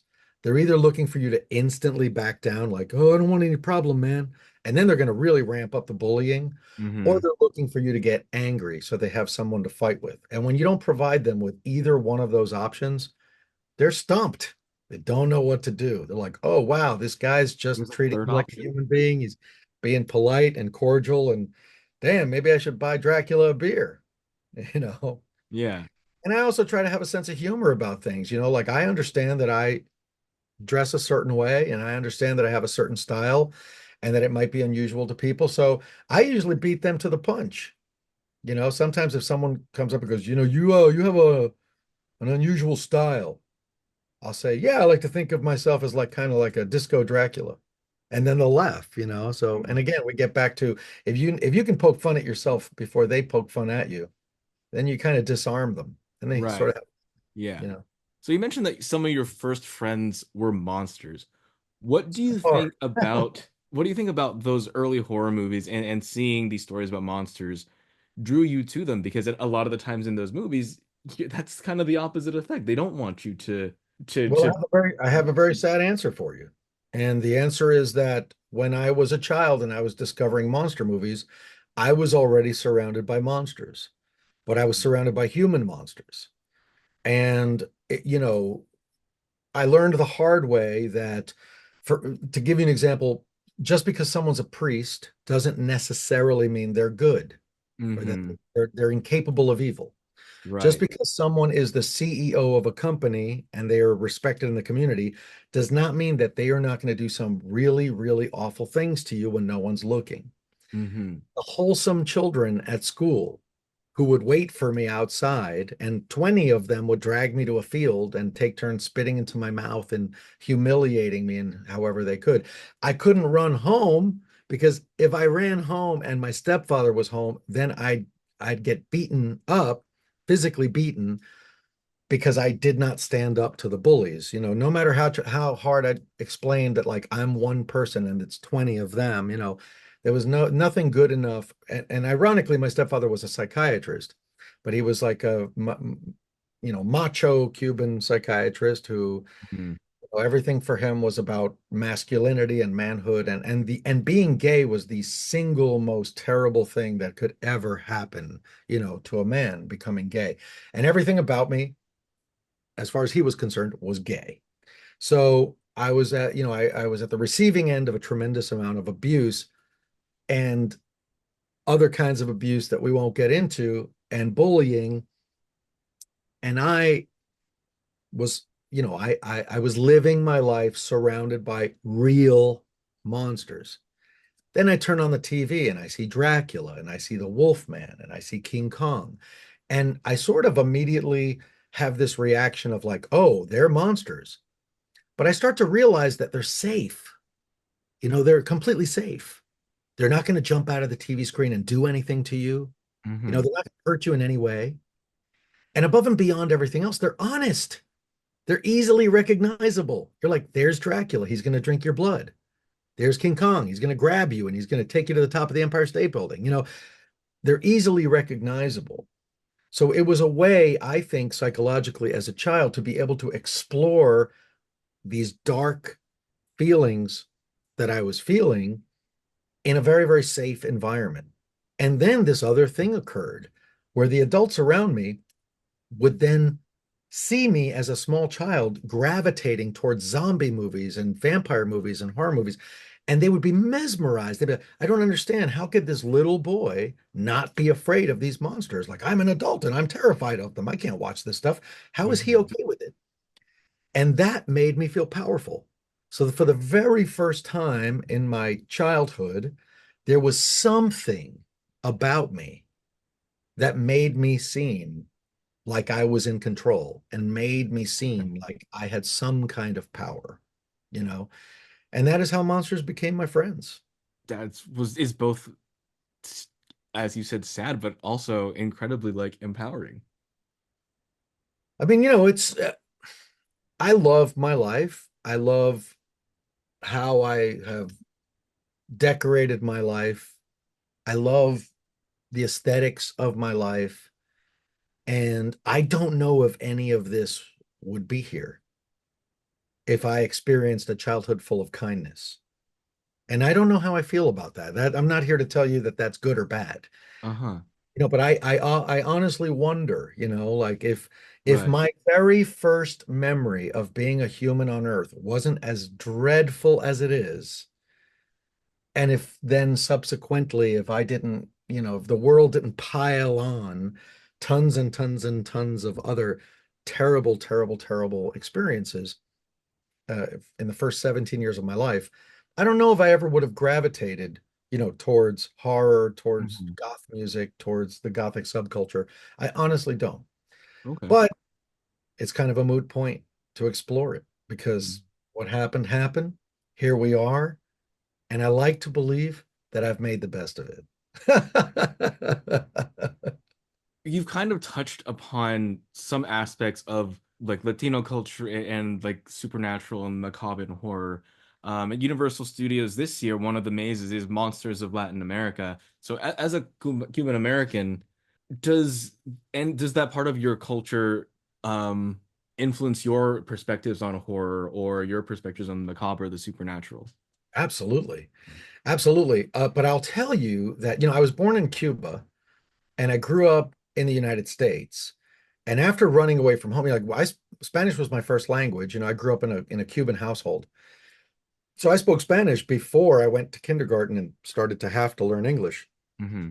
even though we were living in the States, because no one in my house spoke English, And when I ran away from home at 17 and I came to New York City, I really didn't have a lot of Hispanic people around me. I suddenly found myself in a situation where I had no one to speak Spanish to. Once in a great while, I'd go visit my mother, I'd visit my grandmother, and obviously we would talk in Spanish. Or if I was in a restaurant, a Mexican restaurant, we'd talk in Spanish, but Hmm. I didn't have a way to practice it really. And I got very disconnected. I always felt Cuban, whenever anybody would ask me, who are you?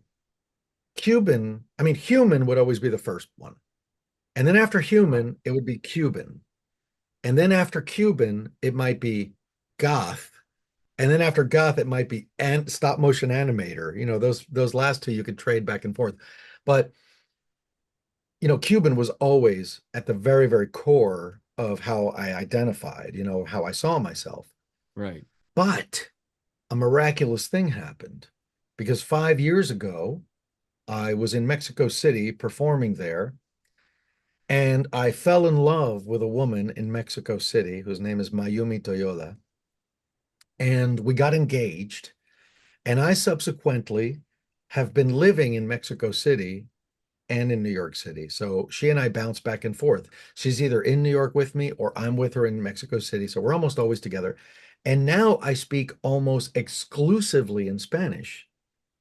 And it's not just Spanish, it is really a Mexican Spanish. I ran away from my family, so I don't see myself as somebody with a family, but now I have my fiance's family. Hmm. They are a Mexican family. Well, Mexican and Japanese.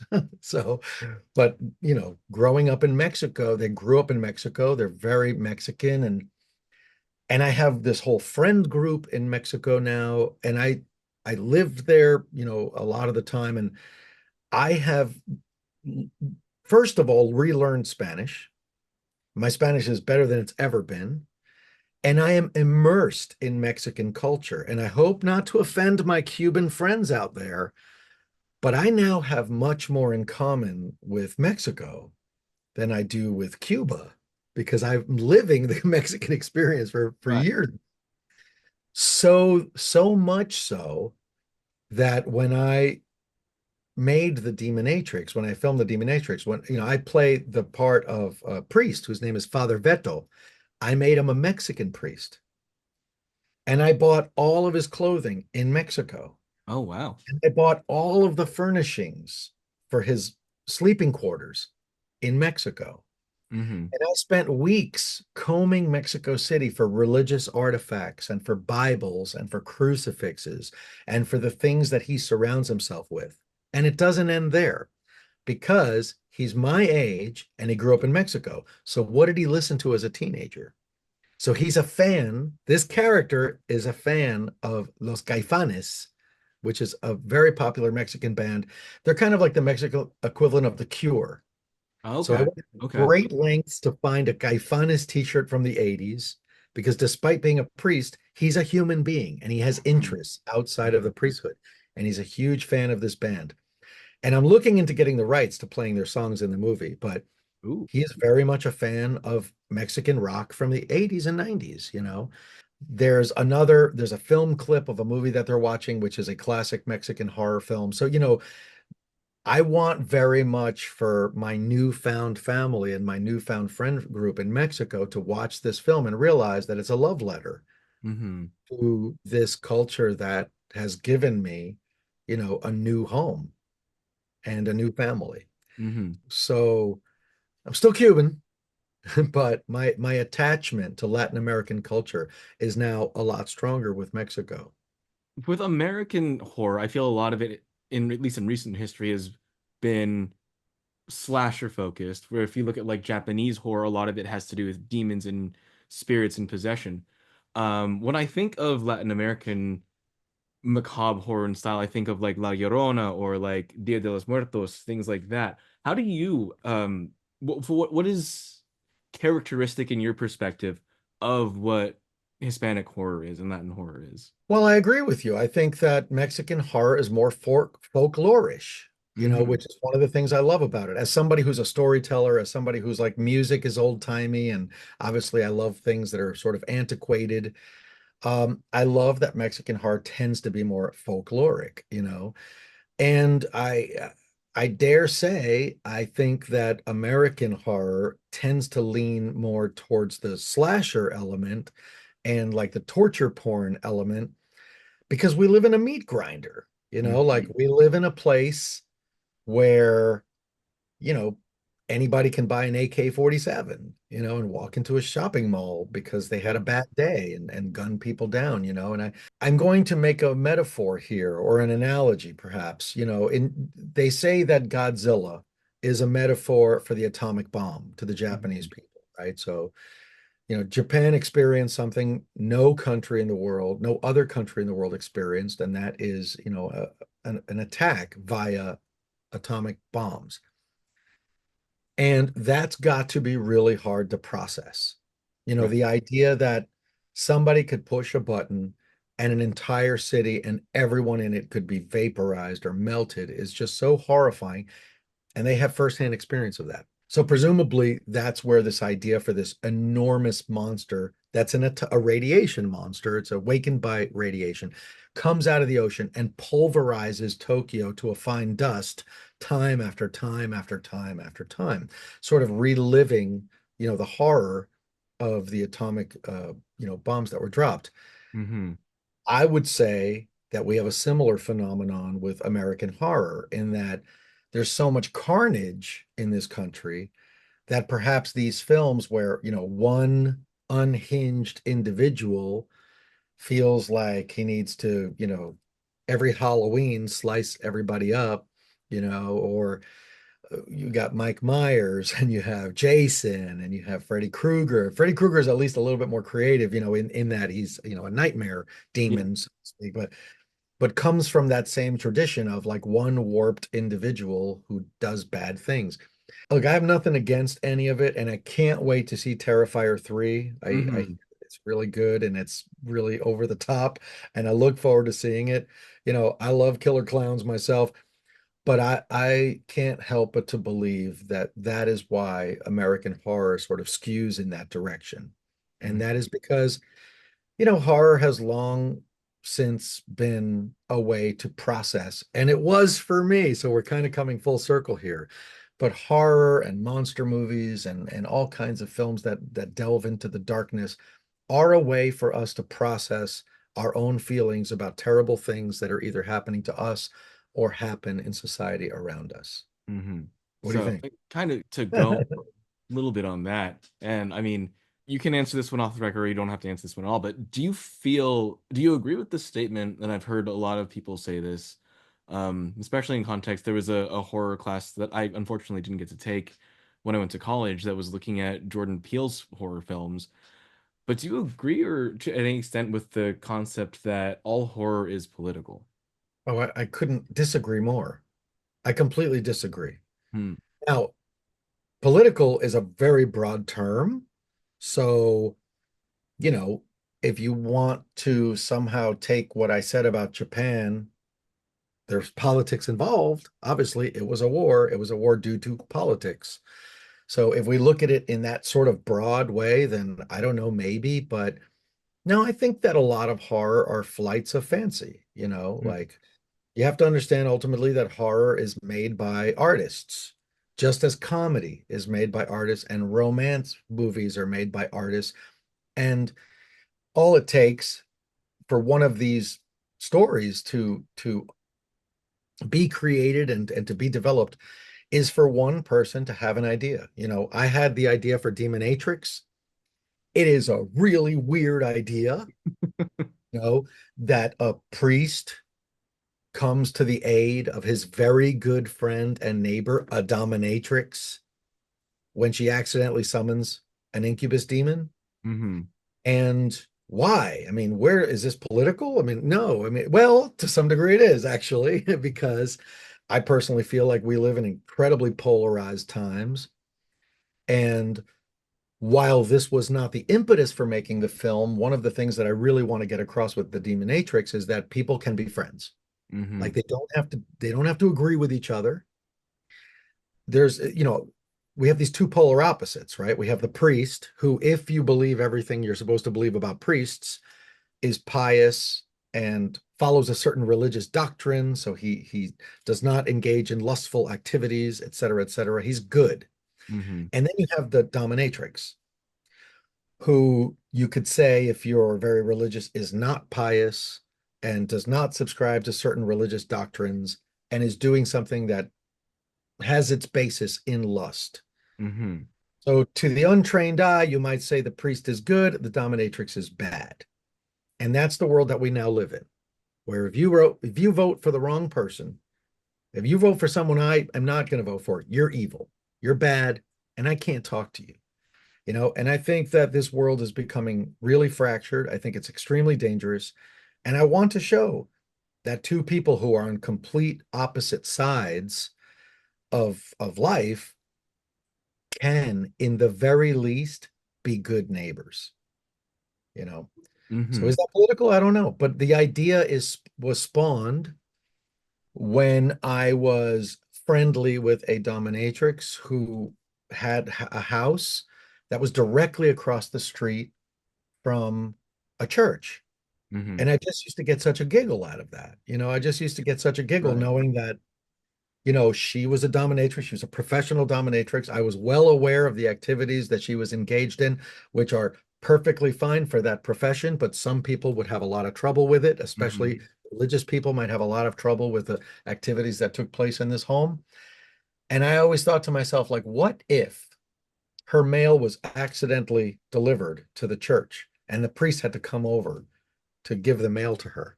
Uh-huh. What if he were to like get a glimpse Yeah. in the house and see what kind of activities took place in there? What's that story like? Right. And that's how the idea for the Demonatrix was born. Interesting. So I was I can't for speak for anybody else, and I can't speak for anybody else's political motivations, but the impetus for the film is a flight of fancy. Mhm. It certainly was not political. It's more just like, wouldn't it's like an odd couple story. Like, Yeah. wouldn't it be interesting to see what would happen if a priest met a dominatrix and they were friends? Yeah. It's funny because I work on podcasts too, and one of the podcasts I worked on was about tarot reading. And for one of the interviews, I went to a witch shop that was right next door to a Catholic church. And they're doing all the stuff that you're not supposed to do if you're Catholic, but they'd say, yeah, yeah, Catholic people walk in here all the time and like shop around. So people could be Well, friends. in Cuba, the line between witchcraft and Catholicism is there isn't one. It's Hmm. very, very blurred because, the Spanish brought their tradition of Catholicism to Cuba. Right. And then we had the indigenous people who the Spanish treated very, very poorly. So poorly, in fact, that there were mass suicides, and most of the indigenous people either died of diseases or were killed or killed themselves. Thus, the Spanish brought slaves from Africa, Hmm. and those Africans brought their tradition of voodoo in essence. They brought their tradition of magic. Their version of religion were gods like Elegua and gods like Chango.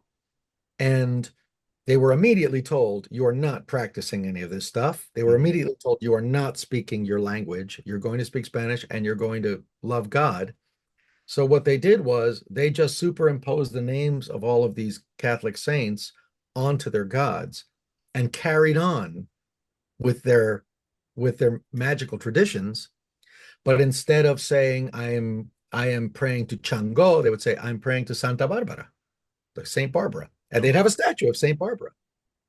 But Elegua, Chango, all of these different gods, they just superimposed the Catholic saints over them and then carried on with the witchcraft. So it Hmm. was a subversive way of saying, no, we're not going to let go of our traditions. And so subsequently, Santeria was born. And in Cuba, Hmm. it doesn't matter if you're white, you're black, you're brown, it doesn't matter what color your skin is. Pretty much everybody practices Santeria, on some Yeah. level, on some level. And I grew up with it. I grew up with saints all over the house, and the saints had little bowls in front of them, and the bowls had honey sometimes, or they had candy, or they had money, and it was this constant practice of witchcraft in my Hmm. home under the guise of Christianity. Right. It was a really, really interesting, it was an interesting thing to see as a child. I want to share this quick story with you. My grandmother, who was an adopted grandmother, she was not my grandmother, but she was an old woman who lived in our building, and she took care of us a lot when we were little. And we sort of, she sort of adopted us as her grandchildren. And I would sleep in her house very often, when my mother was away or busy or whatever. And she had this giant statue of Saint Barbara, and it was like this big. It was like 2 feet tall, and she was standing there with a giant sword. It was this really grim looking woman in gowns that looked similar to Jesus gowns, like white and red gowns. And she had this enormous sword. And I never understood why she was standing next to a tower. But she was standing next to this tower, Mhm. but she dwarfed the tower, like the tower was really quite small compared to her size. And I remember asking my grandmother, and now imagine this, it's nighttime. I'm supposed to be sleeping, but there's this enormous statue next to my head, and there's a red candle burning in front of it in a red votive. And so the statue's face, this woman's face is illuminated, and it's casting all sorts of creepy shadows on the wall. And I call my grandmother, and I'm really, really very curious about who this woman is and why she's standing next to that tiny little tower. And like, none of it makes any sense to me. And I asked my grandmother, I said, who is this woman? She said, that's Santa Barbara. And I said, why is she standing next to that little tower? She said, oh, she was locked in that tower, which confused me because the tower was like sort of representative. So it was Hmm. instead of being actual size, it was very, very small. It was impossible for her to fit in it, which confused my young mind. And I said, why is she holding that sword? And they said, oh, they chopped off her head. Good night.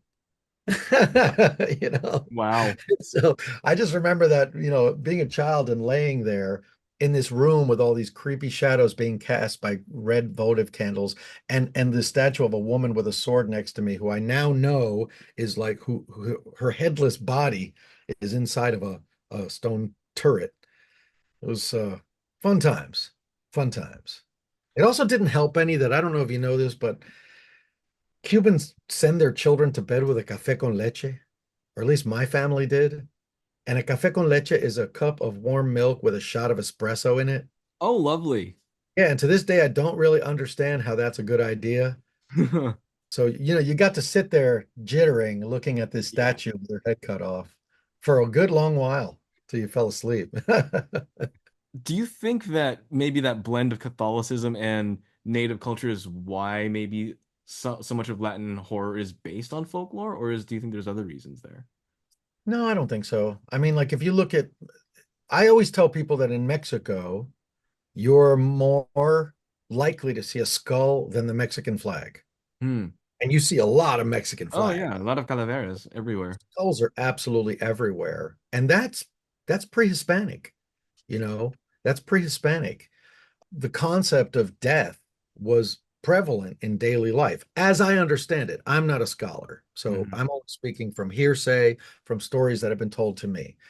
But human sacrifice was very common, you know, and then of course I don't need to tell you the level of death that was witnessed, once the Spaniards arrived. So, Right. the Mexican culture is very, very, I think, more aware of death than Hmm. American culture is, and frankly have a more healthy outlook on it, in that during Day of the Dead, they believe it's kind of like Halloween in that like the veil between the living world and the world beyond, becomes thinner, and you could perhaps be visited by the souls of your relatives.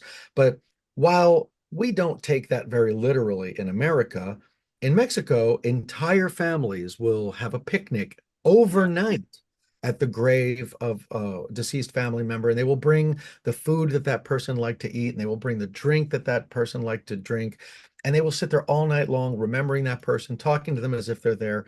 And it is just a connection to the concept of mortality that I think is very interesting. I think it's very beautiful. And meanwhile, in America, we're just afraid of death. We're doing Hmm. everything that we can to prolong death and to not have to think about death, Yeah. which is why, you might see a skull over here. And, in Mexico, I don't think anyone would blink if they saw that. But in America, someone would be like, why does this guy have a skull as decoration? Hmm.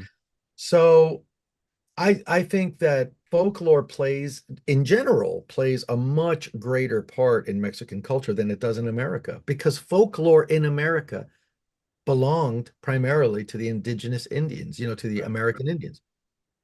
And I don't need to tell you that you don't see as many of them as you should, Hmm. for various different reasons. Yeah. So American culture is largely comprised of people from all over the world. You have the indigenous cultures as well, but then you have all of the Europeans, Hmm. and it becomes a little harder to have a folkloric culture because it is such a melting pot. Whereas in Mexico, a lot of the traditions that are pre-Hispanic, a lot of the beliefs that are pre-Hispanic are still there to this day. I want you to know you're really taxing me and testing me here because I've never consciously thought about this stuff. Like I Well, really, I really, if I sound like an idiot, I promise you it's because I'm honestly, as the words are coming out of my mouth, I'm like, oh wow, maybe yeah. I Um, exist to challenge you. 3 minutes left. Let me wrap this up so I'm not keeping you all night. What is your favorite thing about Halloween and what scares you? My favorite thing about Halloween is jack-o'-lanterns, and it's such a goofy answer, but you don't see jack-o'-lanterns any other time of year. There is something about that color orange that connects me immediately to autumn. Put a candle inside, and it just becomes so magical. And then, of course, the scary face. It really is the embodiment of the magic that is Halloween. Hmm. What scares me? Having to do a job I don't want to do. Well, thank you so much to every single person who has ever supported me in any way, whether it's by watching my videos, whether it's by coming to my shows, whether it's by buying merch, anything that you have done that has kept my art relevant and alive. You have helped me avoid my one greatest fear, and that's having to go work somewhere I don't want to work. Last question. What's next for you and where can people find your work? Where I'm going to spend all of December trying to finish The Demonatrix. Hopefully, that film will be in the film festivals in 2025, and then hopefully a distributor will pick it up and go out into the world. And right now, I would encourage you to check out my album, The Last Halloween Party. It's the perfect time of year to add the skeleton dance to your Halloween playlist. I continue making Gothic homemaking episodes, so find me on YouTube and take a trip with me to Edinburgh or Salem or Sleepy Hollow, and engage in some spooky, harmless fun with me. All right, Mr. Voltaire, thank you so much for spending this time with me. Um, Enjoyed getting to talk with you and hope you have a happy Halloween. Likewise, it's been a real, real delight chatting with you, Matt. Thanks for having me.